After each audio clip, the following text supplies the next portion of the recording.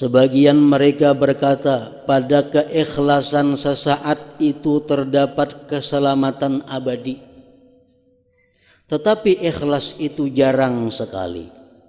Dan dikatakan ilmu adalah bibit dan amal adalah tanaman dan airnya adalah ikhlas.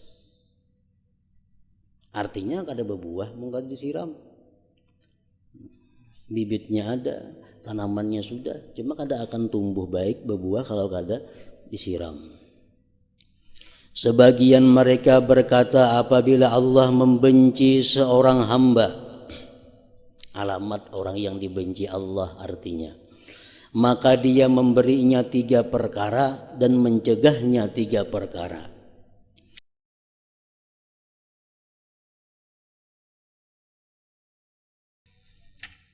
Makna daripada kalamul Imam Abu Hamid Muhammad bin Muhammad Al-Ghazali rahimahullah wa nafa'ana bi ulumi. Sebagian mereka orang-orang salihin dimimpikan di waktu tidur. Dimimpikan di waktu tidur.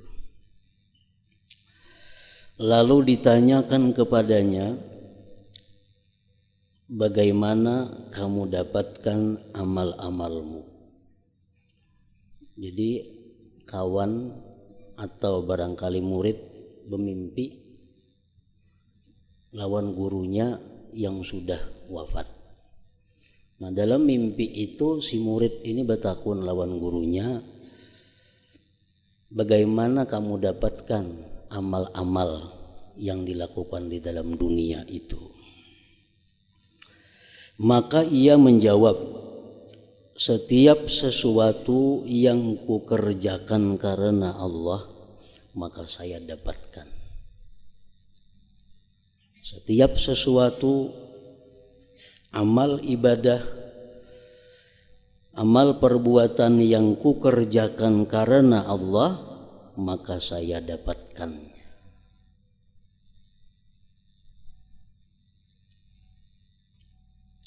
Sehingga biji delima yang kuambil dari suatu jalan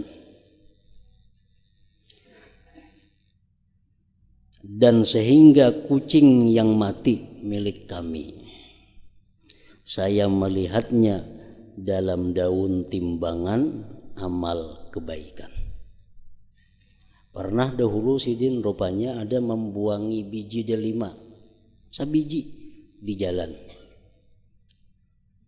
Itu mengganggu jalan orang, karena biji itu ada di tengah jalan, bisa terdangsar orang, bisa tak apa.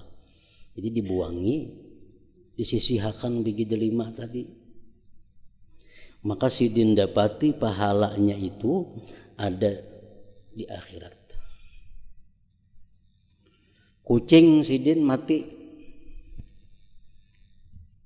kucing mati, sidin dapati juga pahalanya ada di akhirat.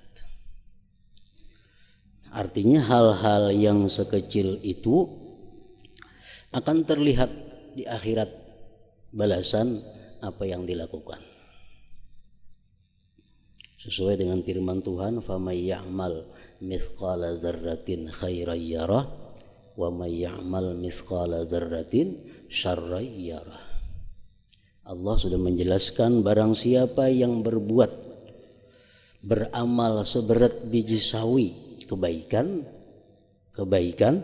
dia akan melihat ganjarannya di akhirat. Dan siapa yang beramal seberat biji sesawi tapi kejahatan, itu pun akan dia lihat balasannya di akhirat.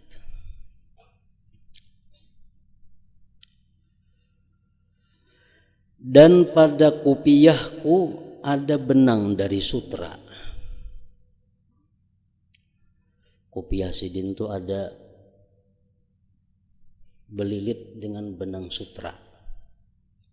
Padahal boleh aja itu. Kan laki-laki boleh memakai sutra asalkan sedikit. Asalkan lebih banyak kada sutranya. Mun 100% sutra, nah tuh kada boleh dipakai laki-laki. Macam rajin tuh. Tapih-tapih ada 100% ya sutra asli. Nah kada kalau dipakain itu. Boleh sutra dustainya, lain sutra bujuran. Kalau sutra bujur 100% itu kada boleh dipakai. Nah sidin ini cuma ada sehelai benang sutra di kupiah. Dan pada kupiahku ada benang dari sutra. Lalu saya melihatnya dalam daun timbangan amal kejelikan. Sekalinya jadi amal kejahatan itu. Padahal dari segi hukum fikih itu boleh aja. Tapi karena tujuannya memakai itu kada karena Allah, tujuannya memakai itu mungkin untuk mencari kemasyhuran atau menampakkan sesuatu kemegahan. Nah itu menjadi sesuatu amal kejahatan walaupun hanya sehelai benang sutra. Dan pada kupiahku ada benang dari sutra, lalu saya melihatnya dalam daun timbangan amal kebajikan, amal kejelikan. Dan sudah dijelaskan oleh Imam Al-Ghazali pada minggu-minggu yang dahulu bahwa sesuatu yang boleh, sesuatu yang mubah itu bisa menjadi haram apabila disertai dengan niat yang salah. Tuh. Perbuatan yang sebenarnya menurut fikih boleh, tapi karena niatnya kada bagus berubah menjadi haram. Tetapi perbuatan haram kada akan bisa berubah menjadi baik walaupun niatnya baik. Nah, memakai sehelai benang sutra itu boleh.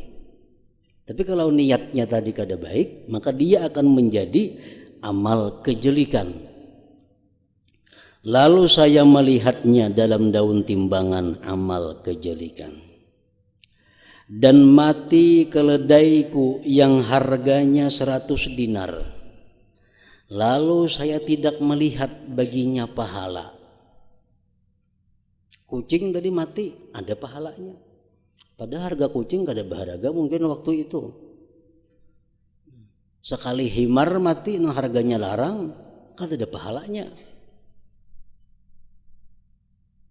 Saya tidak melihat baginya pahala. Maka saya berkata, kematian kucing itu berada dalam timbangan amal kebaikan, dan kematian keledai tidak ada di dalamnya. Kenapa itu? Sesuatu yang kada berharga mati, ada pahala. Tapi sesuatu yang mahal hilang mati, kenapa kada ada pahalanya? Kucing mati ada pahalanya di akhirat. Keledai mati miliknya kada ditemukan pahala di akhirat. Maka dikatakan kepadaku, dijawab kepadaku, sesungguhnya ia diarahkan kemana kamu kirim. Kucing kemana mengirim? Kalau mengirim ke daun timbangan amal kebajikan, pasti ada ditemui di daun timbangan amal kebajikan. Kalau keledai itu mati tapi kada dikirim ke sana, kada akan bisa ditemui di sana. Tergantung kitanya mengirim ke mana. Sesungguhnya ia diarahkan ke mana kamu kirim. Lalu ketika dikatakan kepadaku, ia telah mati, maka kamu berkata dalam kutukan Allah, maka batallah pahalamu padanya. Bisa disampaikan kepada kita berita, si anu anak ikam meninggal atau kendaraan ikam hilang atau ini, lalu muntung sumpah serapah. Artinya kada sabar, kada ridha dengan kehilangan sesuatu tadi, maka batallah pahalamu padanya. Kada berpahala lagi. Jadi himar tadi walaupun larang harganya mati, tapi waktu kematian himar itu tidak disertai dengan keridhaan dan kesabaran, kada berpahala jadinya. Orang yang punya anak 2 meninggal sebelum balik, dia akan menyambut di pintu surga kepada kedua orang tuanya. Itu hadis Nabi ada seperti itu. Orang nang mati 2 ikung anak belum balik anaknya, mati 2 ikung atau selebihnya, dia akan merupakan modal yang besar untuk masuk ke surga bagi kedua orang tuanya apabila kematian 2 anak itu disertai dengan kesabaran dan keridhaan. Bila kada disertai dengan 2 itu, kada akan bisa jadi amal kebaikan. Jikalau kamu mengatakan di jalan Allah, itu himarika mati fisabilillah menjadi kita memang. Artinya ridha dengan apa yang ditentukan Allah. Niscaya kamu mendapatkannya dalam amal kebaikan.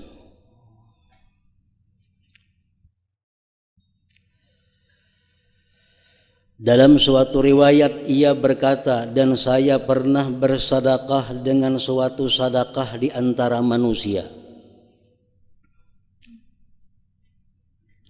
Lalu pandangan mereka kepadaku menyenangkanku. Begitu bersedekah, ada orang melihat, timbul di hati senang. Sedekah ini dilihat orang. Ini artinya apa? Riya itu datangnya pada waktu melakukan kebaikan, bukan sebagai pendorong berbuat baik. Ada riya nang jadi pendorong, itu lain lagi kisahnya. Ini pendorongnya baik aja, pendorongnya motivasinya karena Allah.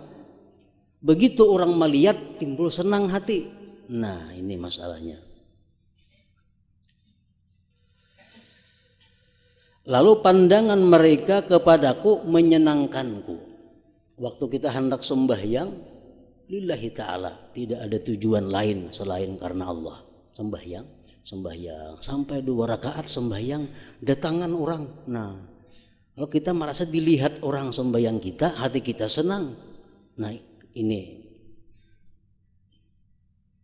Jadi riyanya datang di tengah amal, bukan pendorong amal. Maka saya menjumpai demikian itu tidak bermanfaat bagiku dan tidak pula memudaratkanku. Artinya apa? Sedekah pun itu jadi pahala kada, jadi dosa kada. Artinya di akhirat nol, kada ada apa-apanya. Padahal waktu bersedekah itu asal mulanya ikhlas. Begitu dilihat orang timbul senang. Nah, timbul senang. Sekali di akhirat kadada napa-napa, pahalanya kadada, dosanya kadada. Maka saya jumpai demikian itu di akhirat, artinya tidak bermanfaat bagiku dan tidak pula memudaratkan. Sufyan As-Tsauri berkata ketika mendengar ini kisah, Sufyan As-Tsauri memberikan komentar. Ujar Sidin, alangkah bagus keadaannya karena ia tidak memudaratkan atasnya. Untung artinya itu kada jadi dosa. Untung kada jadi dosa. Kada jadi dosa apa? Mana bersedekah, mana jadi dosa. Artinya orang yang bersedekah kemudian senang dilihat orang, jadi dosa kada, jadi pahala kada, itu sudah untung. Lalu ia Allah berbuat baik kepadanya. Itu ngarannya Allah masih berbuat baik kepada orang itu. Kada disiksanya, kada diazabnya karena riyanya tadi.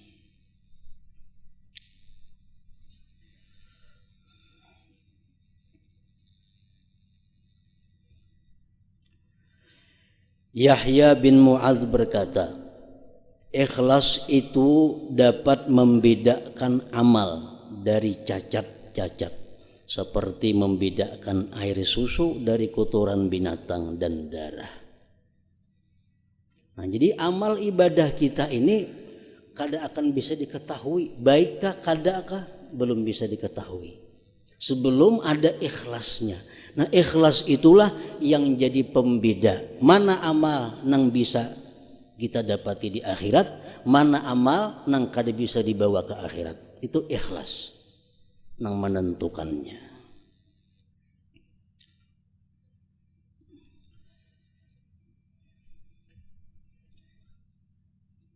Dikatakan bahwa seorang laki-laki keluar dalam pakaian wanita dan menghadiri setiap tempat di mana wanita berkumpul di dalamnya dari perkawinan atau kumpulan orang dalam kesusahan. Ini si laki-laki ketujuh menyerbu bila ada kumpulan bebiniannya berpakaian kayak pakaian bini-bini. Kan di Arab tuh bercadar, jadi kada tahu pagelangan ganal kayak laki-laki kada tahu pang.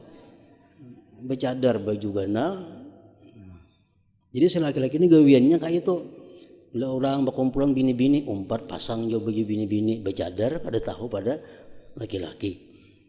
Nah gawian macam itu. Seorang laki-laki keluar dalam pakaian wanita dan menghadiri setiap tempat di mana wanita berkumpul di dalamnya dari perkawinan atau kumpulan orang yang dalam kesusahan.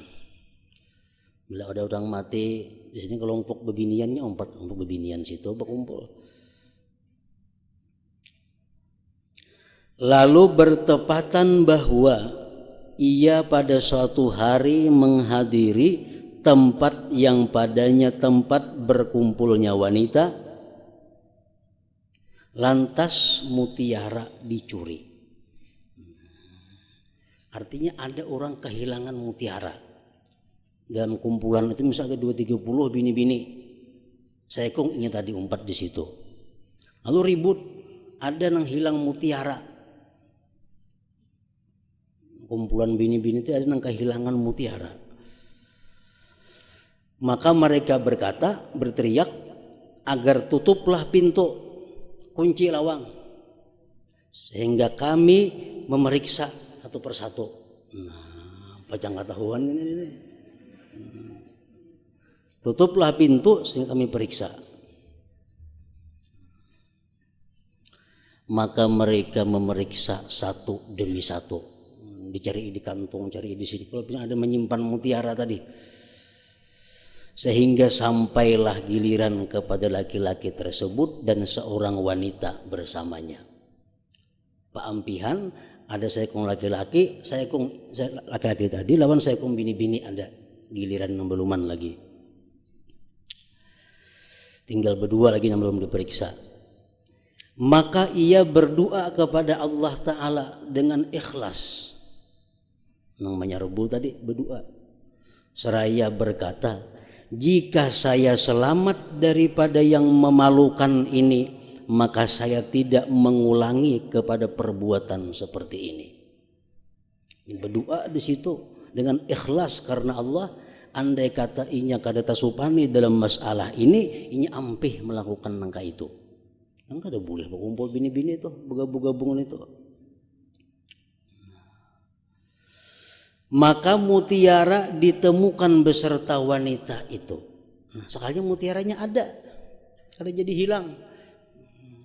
Maka tadi hilang mutiaranya, sekalinya ada mutiaranya. Lalu mereka berteriak agar melepaskan wanita merdeka itu. Kami telah mendapatkan mutiara itu. Nah, jadi selamat artinya daripada dipermalukan di tengah-tengah manusia. Artinya bahwa ikhlas itu bukan hanya menyelamatkan kita di akhirat, tapi juga ikhlas itu pun menyelamatkan kita dari kemaluan, dipermalukan di alam dunia ini.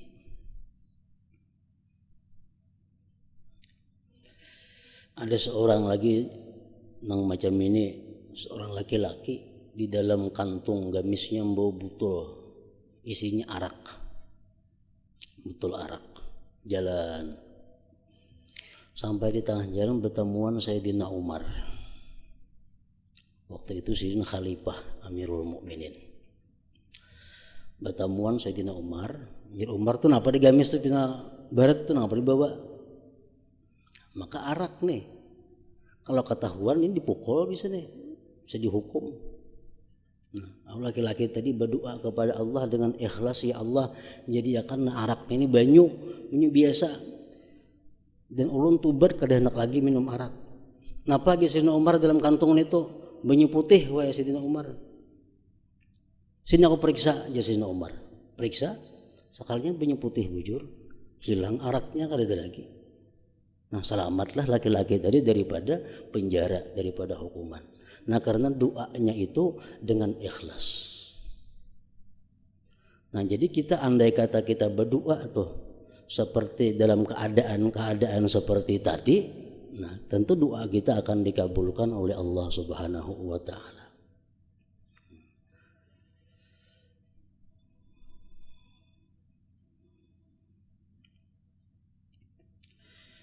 Sebagian orang sufi berkata, saya pernah berdiri beserta Abu Ubaid At-Tustari dan ia sedang menanami tanahnya setelah asar dari hari Arafah. Sidin betani rahatan menanami tanah. Lalu sebagian temannya dari Wali Abdal melewatinya. Ada Wali Abdal liwat. Lantas ia si Wali Abdal tadi membisikkannya dengan sesuatu. Wali Abdal tadi berbisik lawan Abu Ubaid tadi. Berbisik. Maka Abu Ubaid berkata tidak.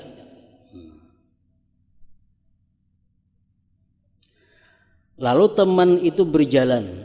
Tidak tadi nang membisiki tadi berjalan hilang. Seperti awan yang mengusap bumi sehingga ia hilang dari mataku. Maka saya bertanya kepada Abu Ubaid, apa yang ia katakan kepadamu? Napa garang dibisiki sidin tadi? Maka jerpian tidak itu. Abu Ubaid menjawab, ia memintaku agar saya menunaikan ibadah haji bersamanya. Ingin tadi membawai aku naik haji. Kan orang Wali Abdal tuh sekejap sampai sudahnya ke Arafah situ. Nah, hendak dibawainya bahaji. Lalu saya menjawab tidak. Kok kada hendak bahaji? Saya bertanya, mengapa tidak kamu kerjakan? Kenapa kada akun bahaji di bawah orang? 4 rabang di Wali Abdal tadi kenapa kada akun? Ia menjawab, Abu Ubaid tadi menjawab, saya tidak mempunyai niat tentang menunaikan ibadah haji. Aku kada berniat naik haji tahun ini. Kada berniat naik haji tahun ini. Dan saya telah berniat bahwa saya akan menyempurnakan tanah ini pada sore ini. Besokan tadi aku berniat hendak menyelesaikan tanaman ini. Kada hendak niat naik haji. Nah, jadi ada orang bawa naik haji, aku jawab tidak. Maka saya takut kalau saya melakukan haji besertanya karenanya. Nah, aku ini takutan kalau aku naik haji itu karena dibawainya nih tuh nah. Karena Allah, karena dibawainya. Maka saya menghadapi kutukan Allah Ta'ala. Dikutuk Allah aku. Karena saya memasukkan dalam suatu amal bagi Allah sesuatu selainnya. Kan haji ibadah. Nang ibadah itu mestinya murni karena Allah. Kalau aku bercampur karena Allah dan karena dibawainya tadi, dikutuk Allah aku. Baik aku menuntungakan tanamanku ini, nah sudah aku niatakan bisukan tadi. Maka apa yang saya di dalamnya itu lebih besar menurutku daripada 70 kali haji. Apa yang kulakukan ini lebih ganal pahalanya daripada 70 kali haji. Nah, naik haji dibawai orang artinya cuma kada ada niat kada mau. Ada kayak kita mungkin itu jangan naik haji di Burung Kabanjar aja menggagas sudah. Marto Kabanjar nah gratis makan dijamin kada tahu niat tahu kada lagi tolak kan sudah. Nah ini dibawai naik haji cuma karena kada ada niat tahun ini naik haji kada mau naik haji. Nah jadi niatnya.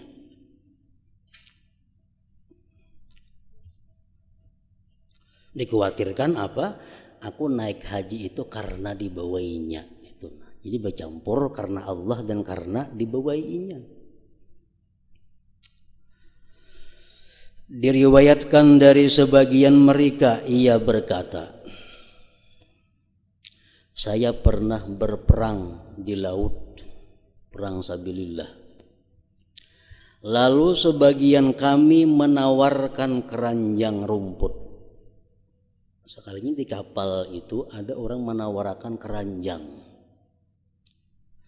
Lalu saya berkata di dalam hati ini bergeritik, saya membelinya, baik kutukariha keranjang ini murah harganya. Lalu saya ambil manfaatnya dengannya dalam peperanganku. Ini sagan berperang kau dibawa, sagan membawa alat-alat. Lalu apabila saya memasuki kota, maka saya jual keranjang rumput itu, lalu saya beruntung padanya. Menjual keranjang, hati berarti baik ditukari. Gunanya banyak. Sagan ikam berperang tak pakai, dan kayaknya menikam beli ke kampung dijual itu larang harganya, berhujung keranjang itu. Maka saya beli keranjang rumput itu, ditukar. Maka saya melihat pada malam itu di waktu tidur bermimpi seolah-olah dua orang datang turun dari langit. Lalu salah seorang berkata kepada temannya, tulislah orang-orang yang berperang itu. Yang turun di langit tadi ada berdua. Menyuruh kawannya, catat siapa-siapa yang berperang ini orangnya. Lalu ia mendikte kepadanya. Si fulan keluar, artinya berperang untuk bertamasa.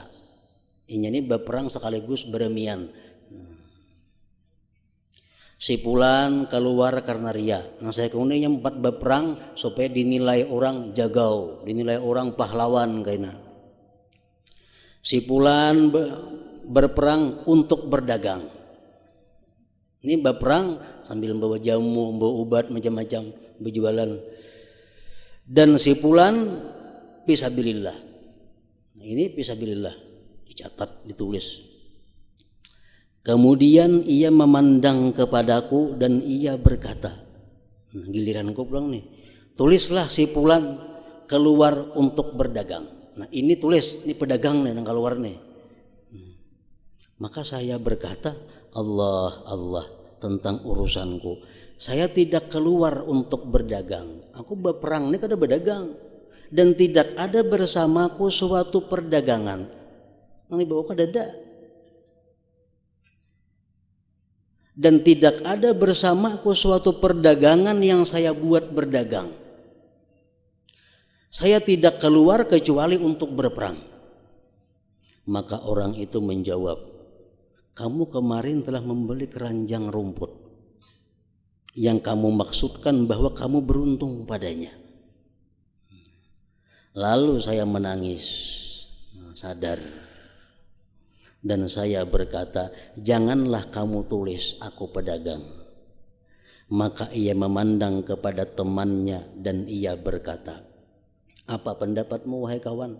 Tulis tentang apa nih, pedagang kah, sabilillah kah? Temannya menjawab, tulislah si fulan keluar untuk berperang. Hanya saja ia membeli di perjalanannya keranjang rumput agar ia beruntung padanya. Nah, sehingga Allah Azza wa Jalla memutuskan padanya dengan apa yang dia lihat. Nah, tulis ke dulu, ini keluar fisabilillah di tengah jalan nukar keranjang tadi kena Tuhan tasarah memutuskan kayak apa. Nah, jadi kada kawan kayak itu kita. Masih belum tentu. Apalagi kita mulai kampung, misalnya kita naik ke haji, mulai kampung sudah niat dagangnya ada. Mulai kampung bawa jamu ini situ payu, membawa ini di sini Makkah payu, bakutak-kutak yang dibawa sudah. Itu sudah jelas mulai di benua. Ini di Makkahnya kayaknya nah. Di Makkah melihat ada barang yang bagus, di kampung nih untung baik nukar sini nah. Nah itu sudah jadi masalah. Sudah jadi masalah.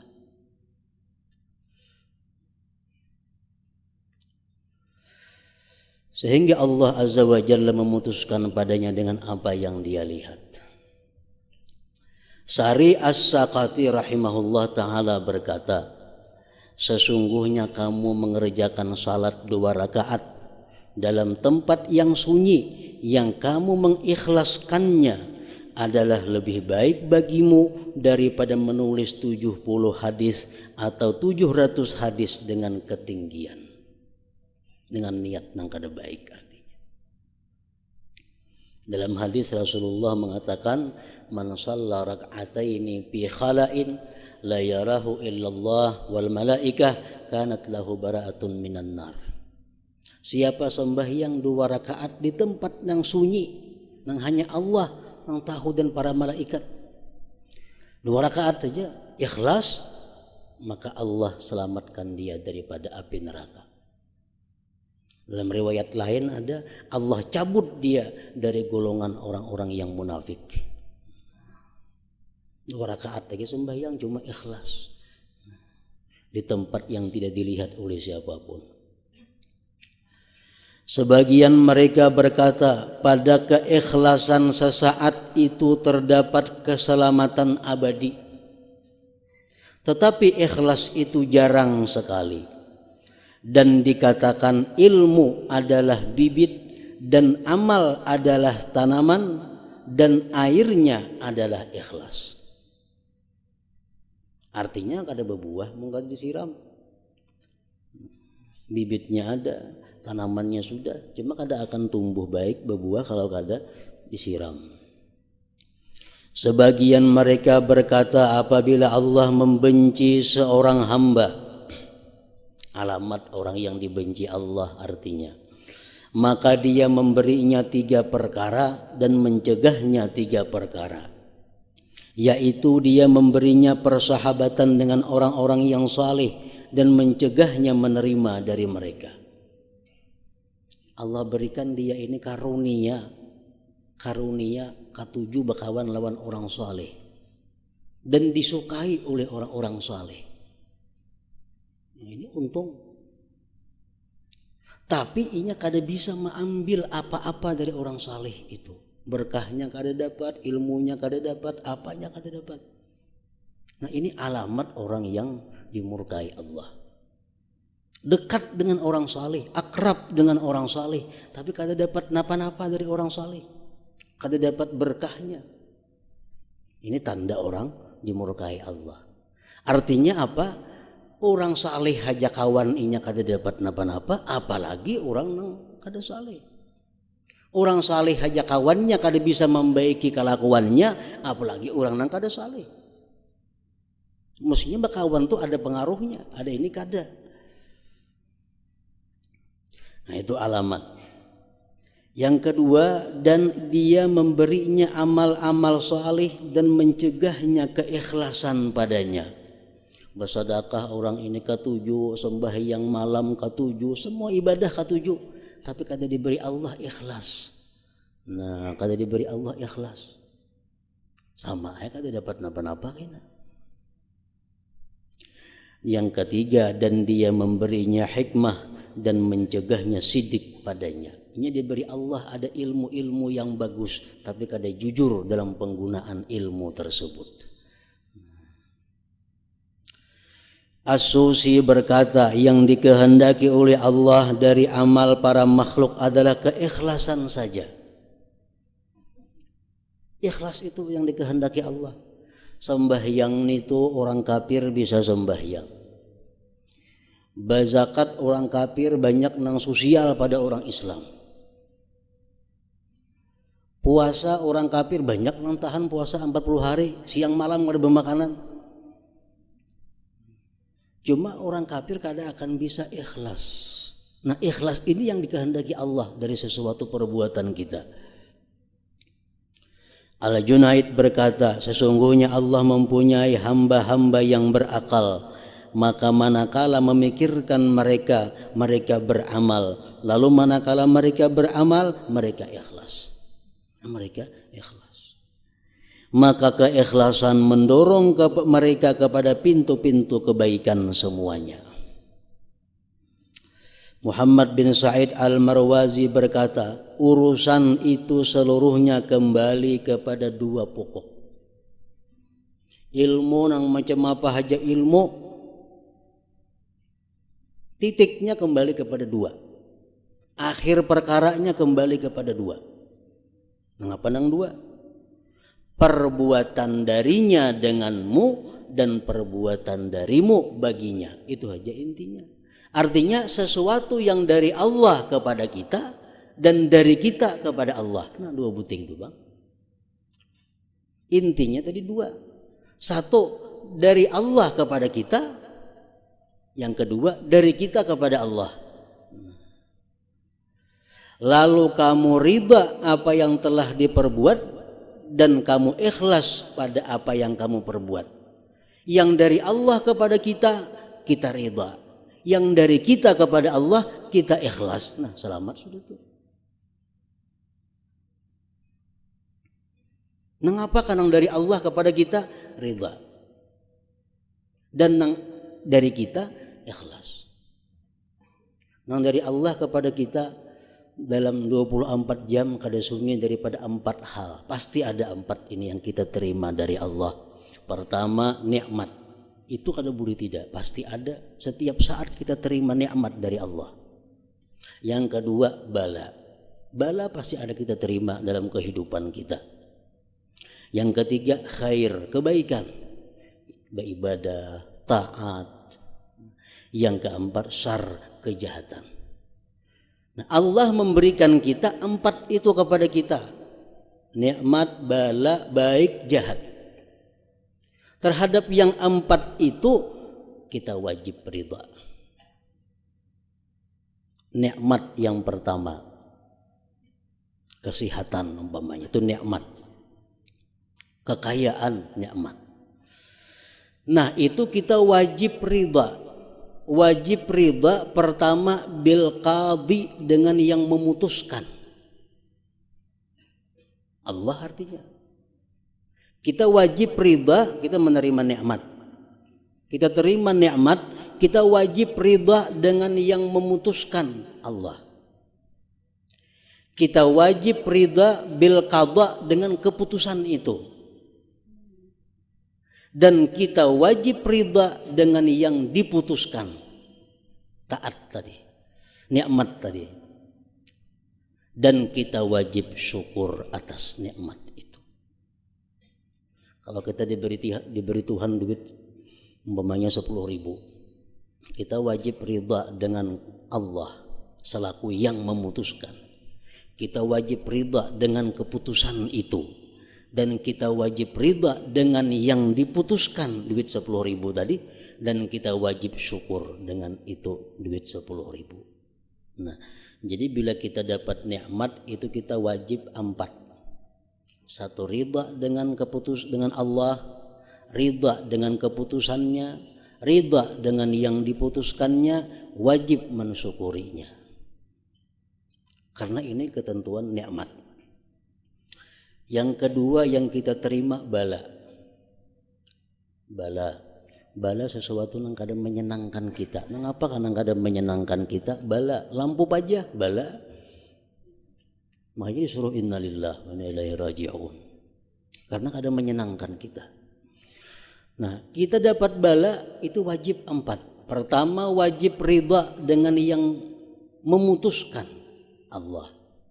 Kita wajib ridha dengan keputusan Allah itu. Kita wajib ridha dengan yang diputuskan, balanya itu. Dan kita wajib sabar atas Allah Subhanahu wa ta'ala. 4 perkara.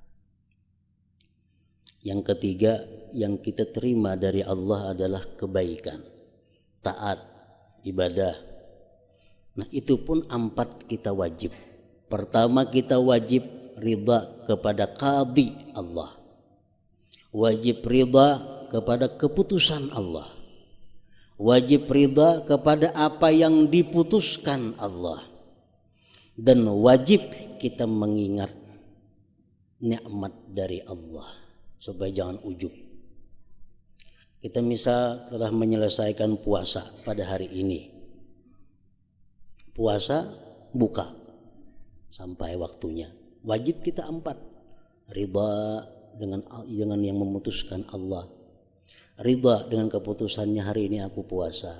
ridha dengan yang diputuskannya puasanya itu. Yang keempat, bahwa ini semua adalah anugerah dari Allah. Nah, wajib juga itu. Yang keempat, syar, kejahatan, maksiat. Imma maksiatnya kita atau maksiatnya orang lain pada kita. Itu yang wajib tiga aja. Umpamanya kita diputuskan melakukan maksiat, kita wajib ridha kepada Allah yang memutuskan. Yang kedua, kita wajib ridha dengan keputusan Allah. Yang ketiga, kita membenci maksiat itu selaku yang diputuskan. Yang keempat, kita wajib tobat daripadanya. Kalau dari kita, kalau dari orang, kita wajib amar ma'ruf nahi munkar. Nah, misalnya anak kita berbuat maksiat, kita wajib ridha Allah yang memutuskan anak kita berbuat maksiat. Kada boleh kita kesal, kenapa anakku nang jadi ahli maksiat nih, maka aku suruh mendoakan siang malam. Nah, kada boleh itu. Kita wajib ridha anak kita yang dipilih Tuhan untuk pelaku maksiat. Kita wajib ridha dengan keputusan itu. Tapi kita benci dengan kemaksiatan si anak itu. Dan kita wajib amar ma'ruf nahi munkar kepada si anak yang melakukan maksiat tadi. Nah, jadi artinya apabila kita bisa menyikapi bahwa yang dari Allah kepada kita itu kita ridha, yang dari kita kepada Allah kita ikhlas, nah itu selamat sudah. Jadi kamu telah bahagia dengan dua pokok ini dan beruntung di dua negeri, dunia dan akhirat. Kemudian penjelasan tentang hakikat ikhlas. Nah, macam apa sebujurannya nangaran ikhlas itu. Penjelasan tentang hakikat ikhlas. Penjelasan tentang hakikat ikhlas. Ketahuilah bahwa setiap sesuatu itu dapat terupa bahwa ia dicampuri oleh yang lain. Setiap sesuatu itu mungkin dicampuri atau bisa dicampuri oleh yang lainnya. Emas bisa dicampuri lawan nang kada emas. Pirak bisa dicampuri lawan nang kada pirak. Banyu yang bersih bisa dicampuri dengan yang lainnya. Pokoknya setiap sesuatu itu mungkin bisa untuk dicampuri oleh yang lain. Apabila ia bersih dari campuran lainnya dan murni daripadanya, maka itu dinamakan yang murni. Emas apabila kada dicampuri oleh sesuatu, maka itu ngarannya emas yang murni. Perak apabila kada dicampuri oleh sesuatu yang lain, maka itu ngarannya adalah perak yang murni.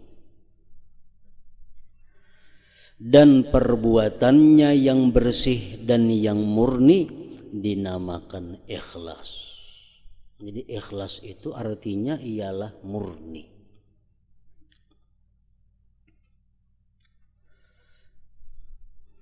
Sesuatu yang tidak ada campuran selain daripada sesuatu itu, maka dinamakan murni atau ikhlas. Allah Ta'ala berfirman, min baini parthi wa damil labanan khalisan sa'iwan lisyaribin.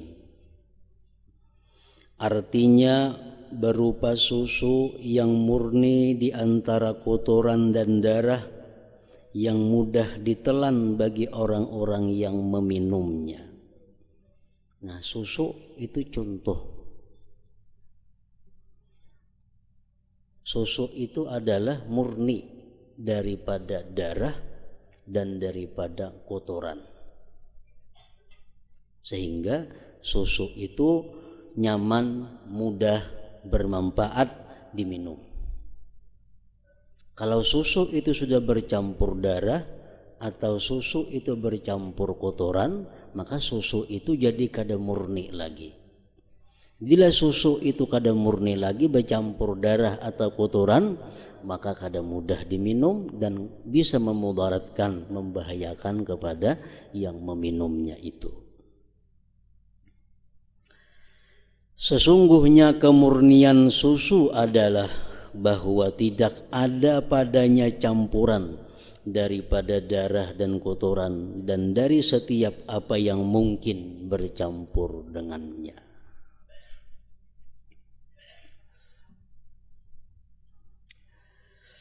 Ikhlas itu berlawanan dengan isyrak, menyekutukan.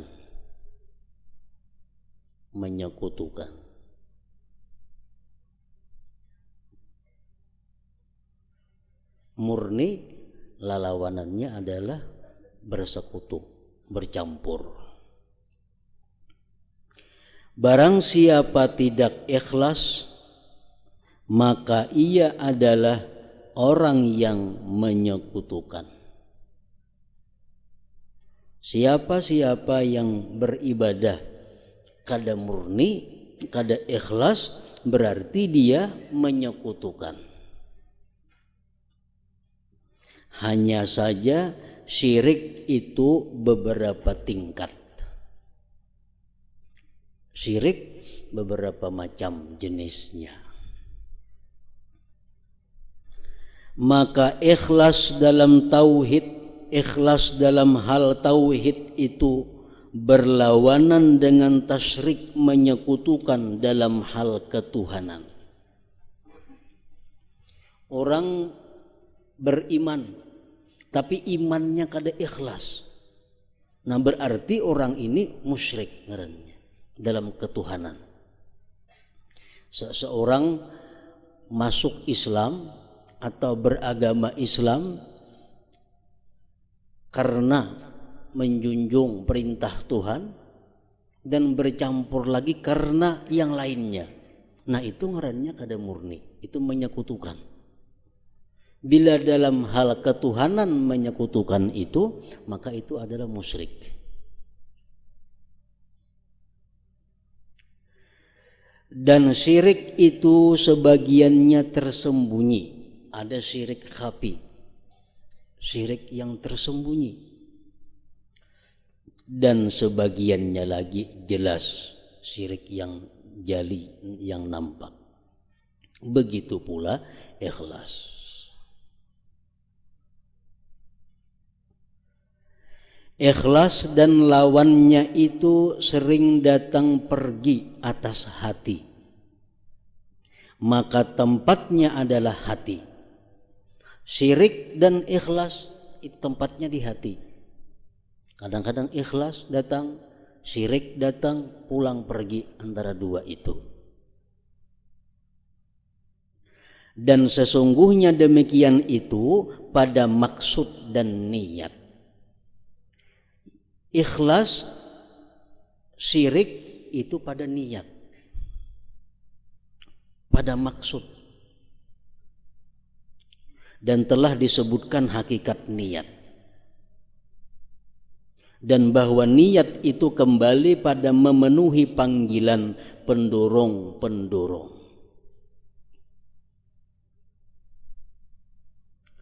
Manakala pendorong itu satu, pendorongnya cuma satu, inya sembahyang.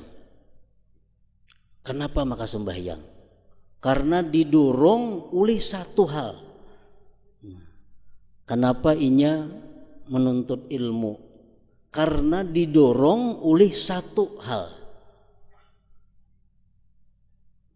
Manakala pendorong itu satu, maka perbuatan yang timbul daripadanya dinamakan ikhlas, dengan dikaitkan kepada apa yang diniati. Jadi kadada istilahnya selajur atau kebetulan itu kadada. Murni semata-mata satu. Aku hendak ke masjid sembahyang berjamaah. Itu aja. Tujuanku hanya cuma hendak ke masjid sembahyang berjamaah. Tujuan lain kadada. Nah itu ngarannya adalah ikhlas. Apabila tujuannya itu bercampur lain-lain, aku ke masjid sembahyang berjamaah sekaligus ini buliknya bertukar. Nah ini sudah bercampur, kada ikhlas lagi ngarannya.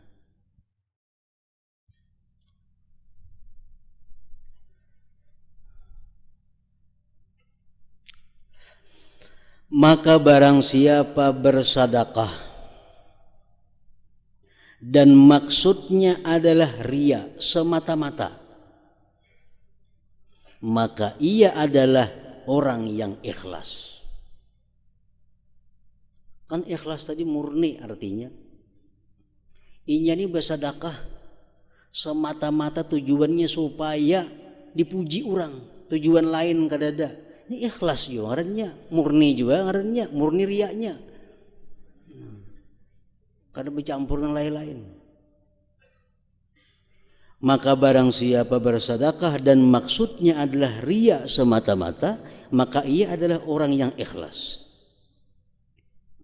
Dan barang siapa yang maksudnya adalah mendekatkan diri kepada Allah semata-mata, maka ia adalah orang yang ikhlas. Murni juga ngarannya. Tetapi kebiasaan itu berlaku dengan mengkhususkan nama ikhlas dengan maksud semata-mata mendekatkan diri kepada Allah dari semua campuran. Nah itu sudah jadi adat, sudah jadi istilah. Bila ikhlas itu tujuannya adalah murni semata-mata mendekatkan diri kepada Allah. Padahal kalau dari segi bahasa, ikhlas itu artinya murni. Nang kada baik murni ikhlas juga, nang baik murni ikhlas juga. Itu dari segi bahasa, kata-kata bahasa Arab ikhlas. Nah, dalam istilah agama, ikhlas itu hanya dipakaikan untuk sesuatu yang murni mendekatkan diri kepada Allah Subhanahu wa taala, tidak bercampur dengan yang lain-lain.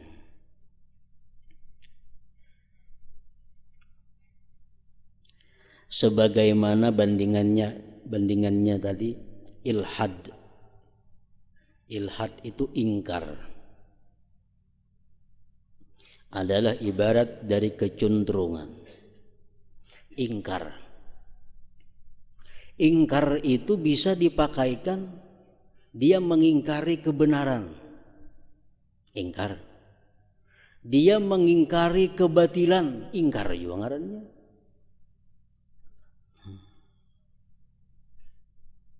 Baik yang diingkarinya itu kebenaran atau yang diingkarinya itu kebatilan, ingkar ngarannya. Tetapi itu dikhususkan oleh adat kebiasaan dengan kecenderungan dari kebenaran. Namun adat kebiasaan menggunakan kalimat ingkar itu ingkar kepada kebenaran. Nah itu adat bana aja yang mengubahnya. Padahal kalau asal kata ingkar itu umum. Orang mengingkari kejahatan, ingkar juga ngarannya. Orang mengingkari kebaikan, ingkar juga. Tapi oleh adat kebiasaan dipakai ingkar itu biasa mengingkari kebenaran.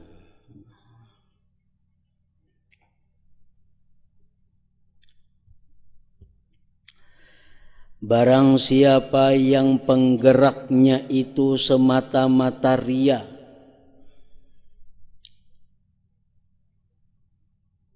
inya bersedekah, inya beribadah, semata-mata tujuannya adalah supaya dipuji orang, supaya mendapat keuntungan duniawi.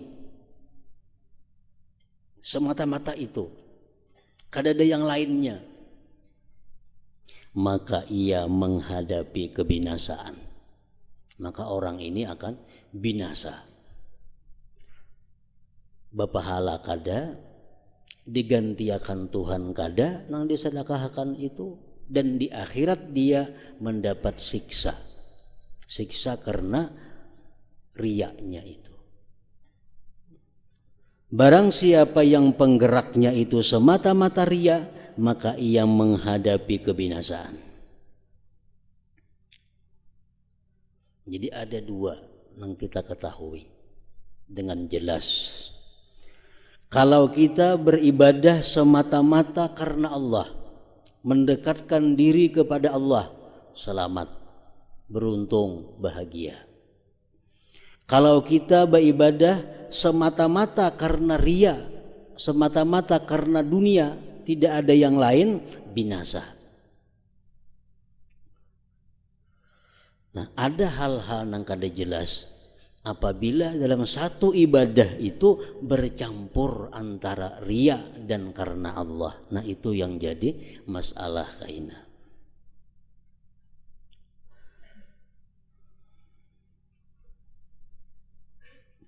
Dan kami tidak berbicara mengenai itu riya tadi, karena kami telah menyebutkan apa yang berkaitan dengannya riya pada kitabur riya dari Rub'ul Muhlikat. Dan paling sedikit urusannya riya adalah apa yang disebutkan dalam hadis, yaitu innal mura'iya yud'a yaumal qiyamah bi arba'i asamin. Ya mura'i, ya mukhadi', ya musyriku, ya kafir. Artinya sesungguhnya orang yang riya itu dipanggil pada hari kiamat dengan 4 nama, yaitu wahai orang yang riya, hai orang yang menipu, hai orang yang musyrik, hai orang kafir. Itu sudah cukup untuk menerangkan betapa jeliknya, jahatnya dalam pandangan Allah riya itu.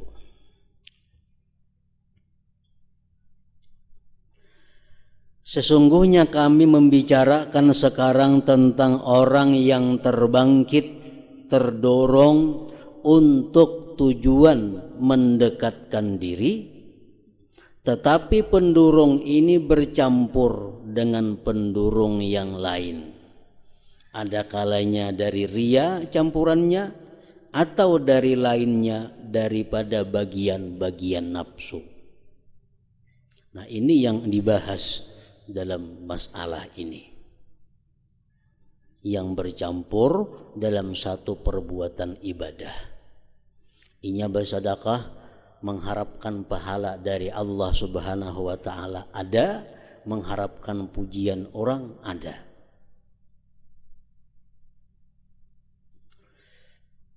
Contoh demikian adalah bahwa ia berpuasa agar memperoleh manfaat dengan pantangan yang hasil dengan puasa, beserta kasat mendekatkan diri kepada Allah. Nah, bercampur dua. Ini ke dokter mengobati satu penyakit. Ujar dokter, ikam kaina isuk puasa. Kaina habis ikam puasa, datang ke tempat aku, hendak memeriksa kayak apa darah ikam, kayak apa asam urat ikam, kayak apa gula ikam, kayak apa kolesterol ikam. Puasa dulu isuk kena puasa dulu isuk. Sampai sekian jam, 10 jam, 11 jam puasa, hanya rekam ke sini. Ujar si dokter lawan pasien tadi. Nah, si pasien ini berpikir, jaka puasa aku salajur, jangan puasa sunat salajur, kan pagun puasa juga. Nah, jadi puasanya itu terdorong, satu puasa sunat karena Allah, sekaligus puasa memenuhi saran dokter kayaknya untuk periksa kesehatan. Nah, kayak apa nih tuh puasanya? Apakah berpahala atau berdosa atau kada apa-apa, berdosa kada, berpahala kada. Nah, itu yang jadi masalah.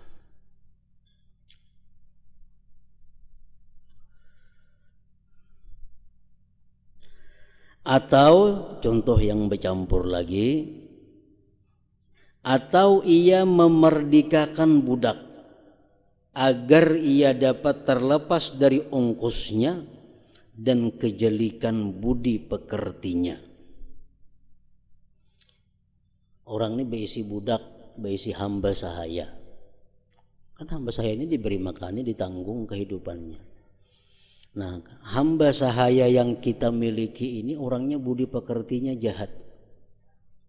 Orangnya kada kau diurus, kada kau ditata, maka ongkos haran. Ongkos haran diatur kada kau orangnya. Pikir-pikir jaka dimerdekakan rana sudah. Nah, apakah memerdekakannya itu berpahala atau kada? Nah, ini yang jadi masalah karena bercampur di situ.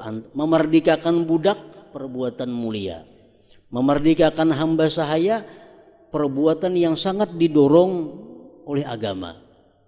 Tapi tujuannya memerdekakan budak ini bukan semata-mata itu. Tujuannya memerdekakan budak karena budak ini orangnya punya akhlak kada baik dan punya biaya yang tinggi.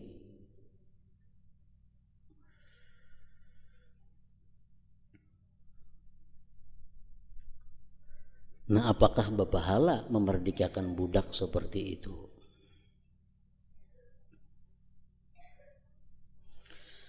Atau ia menunaikan haji atau umrah sama haji juga agar sihat badannya dengan gerakan bepergian, atau ia terlepas dari kejahatan yang datang kepadanya di negerinya. Aku di kampungnya sakada aman baganana. Banyak yang menagih hutang. Baik umrah karena sebulan 2 bulan itu bisa sembunyi dulu. Nah, umrahnya ini kayak apa? Berpahala kada? Umrah sesuatu yang mulia, sesuatu yang dianjurkan agama, namun tujuannya itu adalah untuk menghindari, ada yang dihindarinya. Atau agar ia lari dari musuhnya di rumahnya, atau ia merasa bosan dengan istri dan anaknya. Muyak bini kada kau diurus, anak kada kau diatur, baik umrah aku rana. Nah, kayak apa umrahnya itu?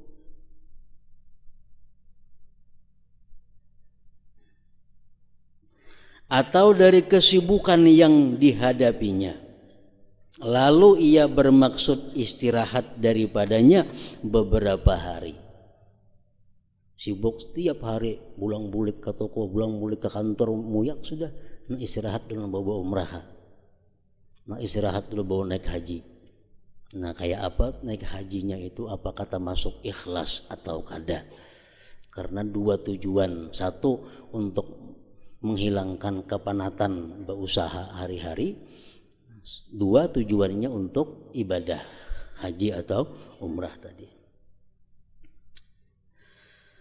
Atau agar ia berperang dan agar ia membiasakannya dan mempelajari sebab-sebabnya dan mampu dengan demikian itu menyiapkan tentara-tentara dan membawanya.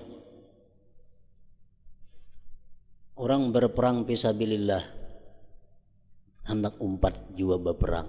Bagus umpat berperang itu fisabilillah. Cuma tujuannya sekaligus menguji ilmunya, kayak apa ilmuku, kayak apa latihan menimbak yang berapa tahun sekolah tak bukti juga kan di sini. Itu tujuannya sekaligus untuk memanfaatkan ilmu yang ada pada inya, sekaligus untuk ibadah berperang.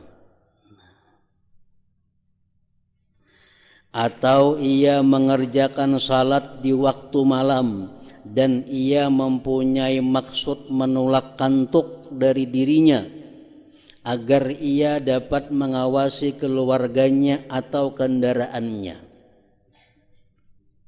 Ini orang runda, kunyuk-kunyuk runda, jangan bawa sambayang pada kunyuk-kunyuk umpamanya. Nah, sembahyang tapi sekaligusnya karena runda itu, karena mengawasi kampungnya, mengawasi tempatnya, jaga malam, udah bawa sembahyang malam sekaligus. Nah, apakah sembahyang malam itu berpahala atau kada? Bila kada rundanya pernah kada sembahyang malam kada, jaga runda benaham ini.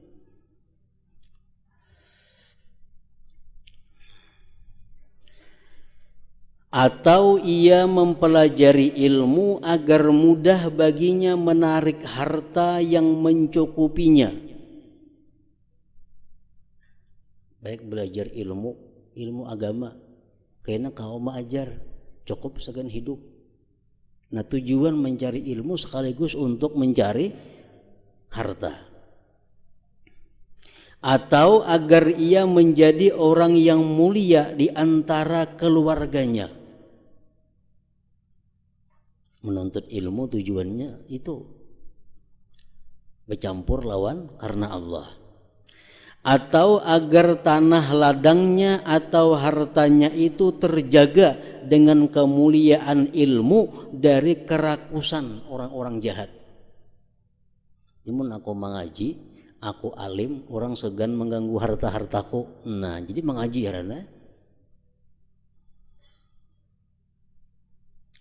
Atau ia menyibukkan diri dengan belajar dan memberi nasihat kepada orang agar ia terlepas dari kesusahan diam atau hilang duka citanya dengan kelezatan pembicaraan.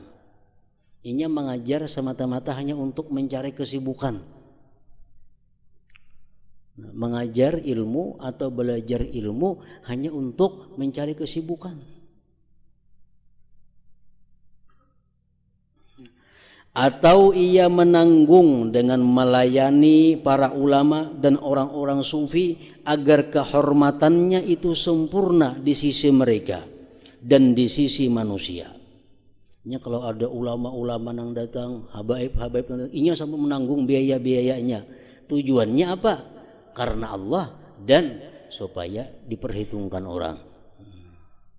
Melayani tuan guru, melayani orang-orang sufi.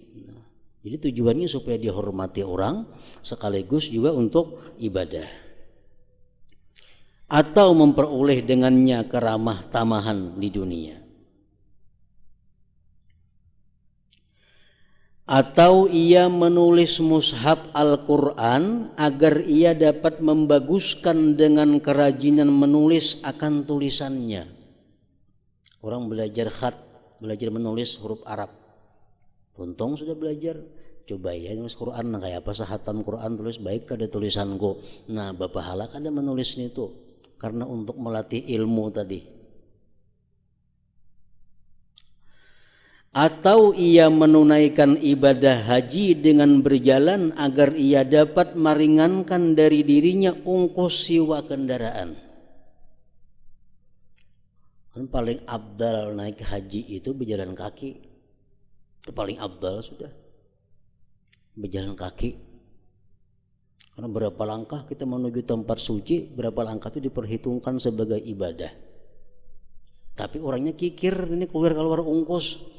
Mun aku bermutur berapa ongkos aku berjalan harana sekaligus milih yang abdal. Nah, apakah bujur atau kada macam itu?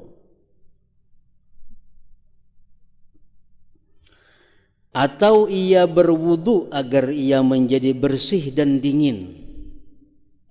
Masa humap awak bau wudu nah. Tujuan apa? Sambil berdingin-dingin.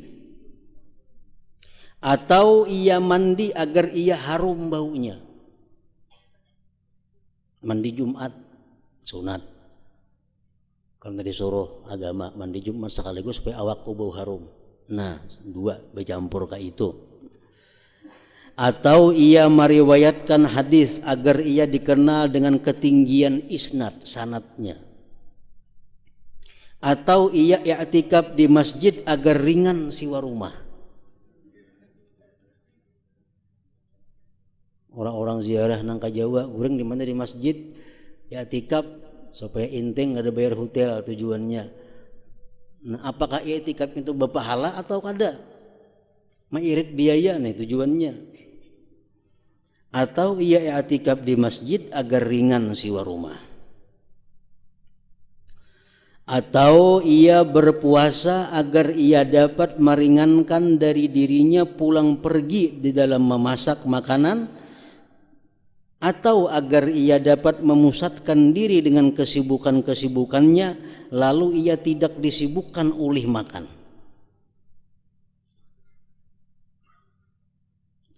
atau ia bersedekah kepada peminta-peminta agar ia dapat memutuskan kesangatannya dalam meminta dari dirinya.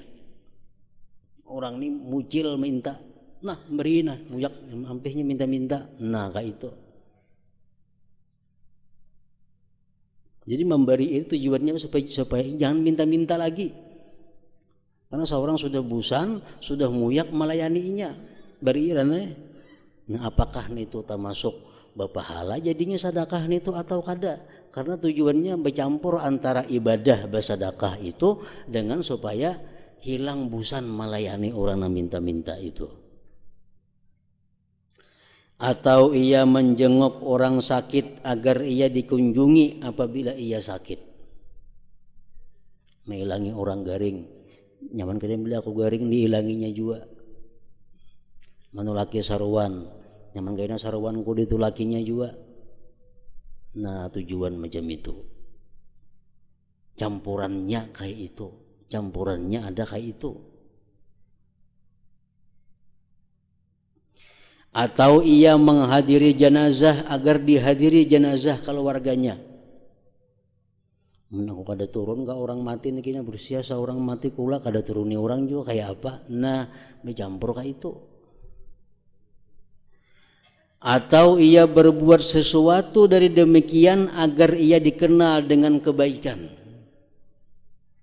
Di mana ada orang mati datangi, di mana ada orang garing ilangi, supaya orang tahu pada aku ini ketujuh berbuat baik. Nah disebut dengannya dan dipandang kepadanya dengan pandangan kesalihan dan kewibawaan. Manakala pendorongnya adalah mendekatkan diri kepada Allah, tetapi ditambahkan kepadanya geritik hati dari semua geritik hati ini, sehingga amal itu lebih ringan atasnya dengan sebab perkara ini.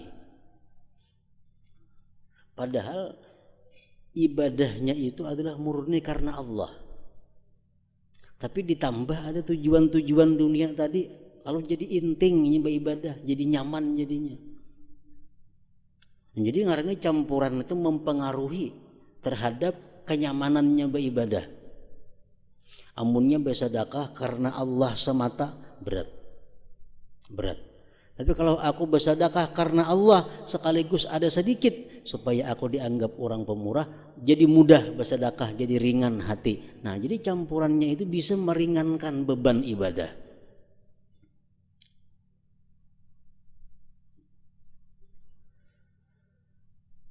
Sehingga amal itu lebih ringan atasnya dengan sebab perkara ini, maka amalnya keluar dari batas ikhlas.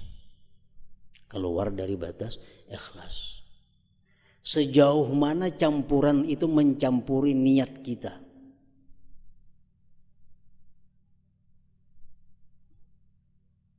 Bila bercampur sedikit saja sudah kada ikhlas lagi ngarannya. Namun apakah masih bisa Allah menerima nang kada ikhlas itu? Nah ini tergantung kena banyak mana campurannya itu dan macam apa bentuk campuran itu. Orang hendak naik haji umpamanya, hendak naik haji, tapi tujuannya ini memang ibadah, tapi sekaligus menghindari kebosanan dalam rumah, muyak dalam rumah sudah, baik bawa naik haji ya. Nah bercampur ngarannya. Lalu si bosan ini campurannya sampai di mana? Kalau hanya sekedar untuk meringankan ibadah itu masih bisa diharapkan, masih bisa berharap kepada Allah. Tapi kalau bosannya ini merupakan pendurung nang menggerakkan inya berangkat haji, nah itu nang berat. Inya ini tahu ya berarti naik haji itu baik. Cuma di rumah asa rame aja lagi, kada usah naik haji. Nah, berarti karena Allah kada cukup untuk naik haji itu menggerakkan inya. Tapi karena ibadah sekaligus juga karena inya muyak di rumah, lalu berangkat. Nah jadi pendurungnya begampir dua sehingga terjadilah ibadah. Nah ini nang berbahaya.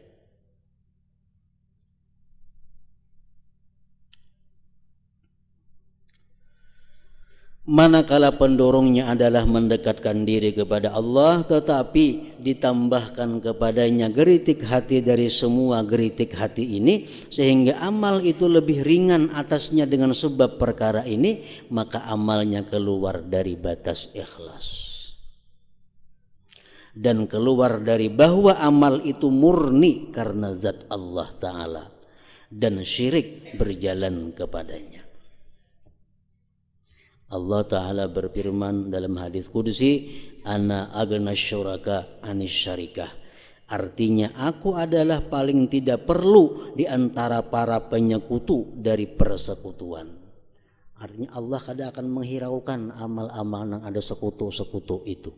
Allah kada menghiraukan amal ibadah yang bercampur-campur itu. Allah hanya perlu membutuhkan kemurnian kita agar bisa ibadah itu diterima di sisinya. Nah jadi berpikir benar, maka hendak melakukan ibadah itu apakah murni karena Allah atau kada, atau murni karena Allah cuma ada campuran dikit kah?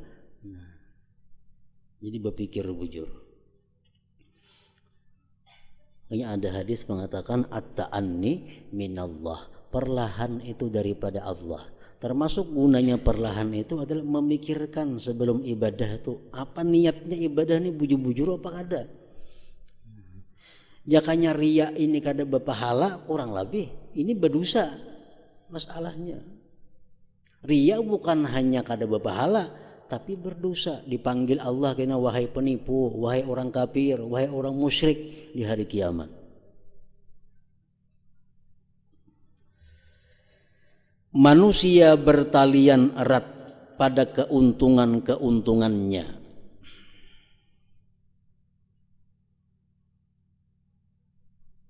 Lagi tenggelam dalam nafsu syahwatnya.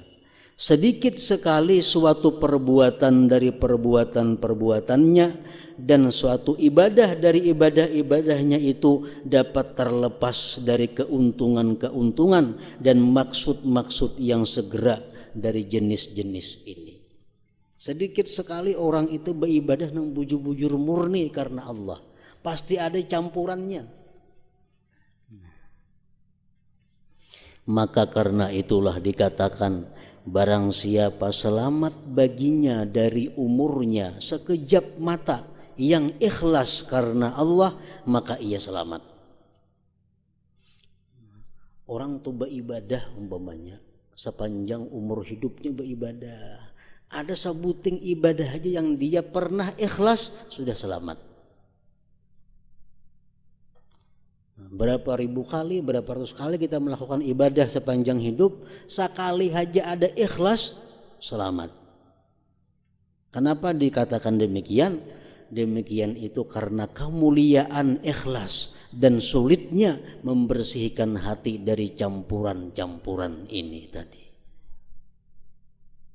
Bahkan yang ikhlas adalah yang tidak ada pendurung atasnya kecuali mencari kedekatan dengan Allah Ta'ala. Dan keuntungan-keuntungan ini kalau ia menjadi pendorong satu-satunya, maka tidak tersembunyi kesulitan perkara itu atas orang yang melakukannya. Kalau pendorongnya murni karena Allah, jelas nyaman hukumnya. Pendorongnya semata-mata bukan karena Allah, nyaman kita menghukumkannya, riya itu. Sesungguhnya kami memperhatikan pada suatu yang apabila maksudnya yang pokok adalah mendekatkan diri kepada Allah Ta'ala dan ditambahkan kepadanya perkara-perkara ini. Nah ini yang jadi pikiran, jadi masalah kita. Pokok kita ibadah karena Allah.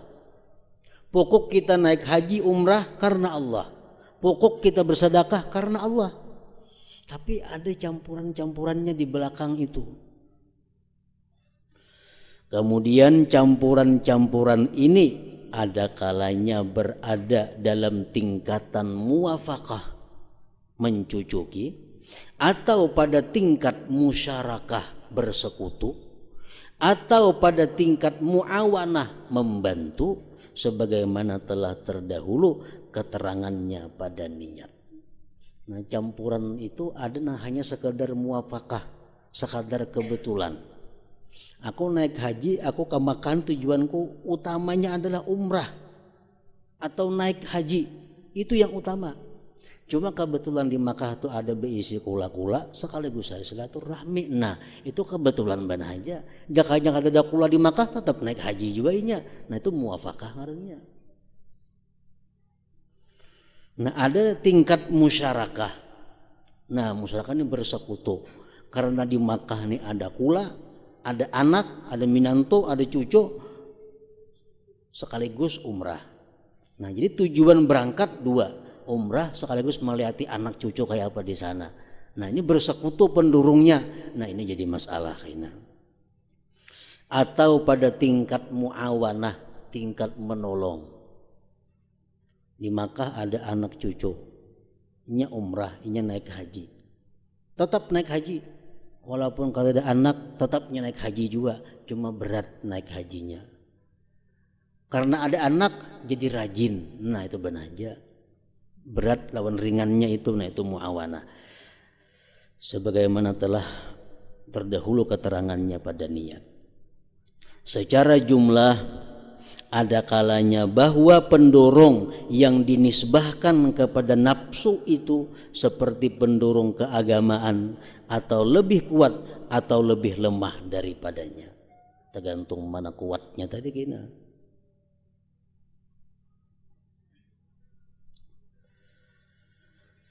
Sedikitnya dan banyaknya campuran-campuran tadi, sehingga padanya semata-mata pendorong keagamaan atau lebih kuat atau lebih lemah daripadanya. Mana nang kuat, pendorong ibadah kah atau pendorong mengilangi itu kah sekaligus tadi. Dan bagi masing-masing ada hukum yang lain sebagaimana kami akan menyebutkannya.